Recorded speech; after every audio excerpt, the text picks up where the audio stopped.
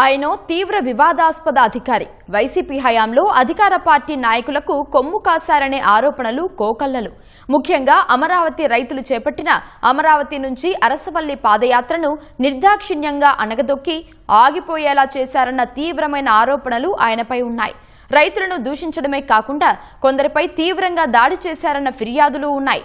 అలాంటి అధికారికి కూటమి ప్రభుత్వం ప్రాధాన్య పోస్టు కట్టబెట్టడంపై తీవ్ర వివాదాస్పదంగా మారింది.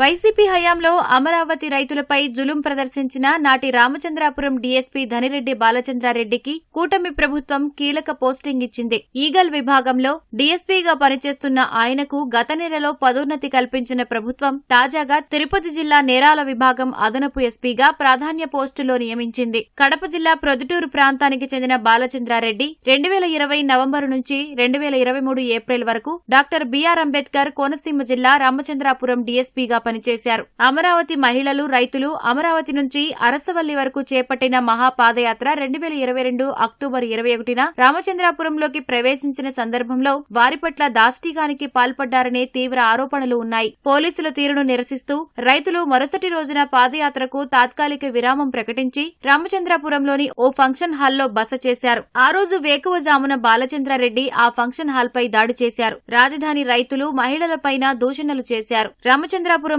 ఎక్కువ రోజులు ఉండటానికి వీల్లేదంటూ అమరావతి రైతులను అక్కడి నుంచి తరిమేశారు. బాలచంద్రారెడ్డి జులుం, దాష్టీకాల వల్లే అప్పట్లో పాదయాత్ర అరసవల్లి వరకు సాగకుండా రామచంద్రాపురం నియోజకవర్గంలోనే అర్ధాంతరంగా ఆపేయాల్సి వచ్చింది. పాదయాత్రకు తాత్కాలిక విరామం ప్రకటించిన తర్వాత రైతులు వెంకటేశ్వర స్వామి దివ్య రథాన్ని రామచంద్రాపురంలోని ఓ ప్రైవేటు స్థలంలో ఉంచారు. అక్కడికి సివిల్ డ్రెస్ లో వెళ్లిన బాలచంద్రారెడ్డి ఆ రథానికి కాపలాగా ఉన్న వారిని తీవ్రంగా కొట్టారనే ఫిర్యాదులు ఉన్నాయి. బాధితులు అప్పట్లోనే పోలీసులకు ఫిర్యాదు చేశారు. ఆ తర్వాత రథంలోని సీసీటీవీ కెమెరాలకు సంబంధించిన 2 హార్డ్ డిస్కులను కూడా బాలచంద్రారెడ్డి తీసుకెళ్లిపోయారని ఆరోపణలు వెల్లువెత్తాయి. పాదయాత్రపై పోలీసుల దమనకాండ సీసీటీవీ కెమెరాలో నిక్షిప్తమై ఉన్నందువల్లే దాన్ని ధ్వంసం చేసేందుకే హార్డ్ డిస్కులు తీసుకెళ్లిపోయారని అమరావతి ఐకాసా నాయకులు అప్పట్లో ఆరోపించారు. నాటి మంత్రి చెల్లుబోయిన వేణుగోపాలకృష్ణ ఆదేశాలకు అనుగుణంగా వైసీపీ నాయకుల అరాచకాలకు కొమ్ము కాశారనే ఫిర్యాదులు బాలచంద్రారెడ్డిపై ఉన్నాయి. అంతటి వివాదాస్పద అధికారికి కూటమి ప్రభుత్వం ప్రాధాన్య పోస్టు ఇవ్వడంపై విమర్శలు వెల్లువెత్తుతున్నాయి.